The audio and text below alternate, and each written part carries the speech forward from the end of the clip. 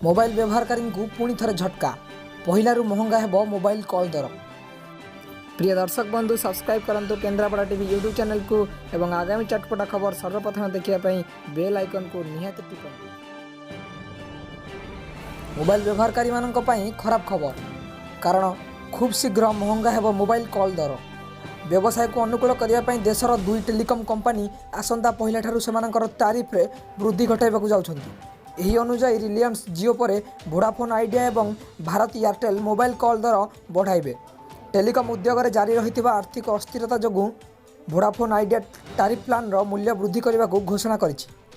Vodafone idea पक्षरु जारी होइथिबा एक विवृत्ति अनुसार डिसेम्बर पहलू कंपनी तार तारिफ प्लान मूल्य वृद्धि करने को जाउछि, जार सीधा सड़क प्रभाव कंपनीर 32 कोटी ग्राहकों उपर पड़ो।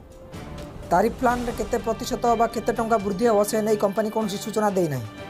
उल्लेखयोग्य जे वोडाफोन आइडिया यह निष्पत्ति एमजीआर रो देय को नहीं करिछि, जो सुप्रीमकोर्ट कंपनी को 90 दिन भितर 44,200 कोटी टंका पैठ करने को कहते। सूचनायोग्य वोडाफोन आइडिया और भारत एयरटेल सम्मिलित त्रैमासिक क्षति 74,000 कोटी टंकार पहुंची। केवल वोडाफोन आइडिया क्षति परिमाण 50,921 कोटी टंका। अन्य पक्षे भारत एयरटेल तार क्षति परिमाण 23,045 कोटी टंका दर्शाई। भारत एयरटेल आसंता पहलू कॉल दर वृद्धि करने को जाउछि।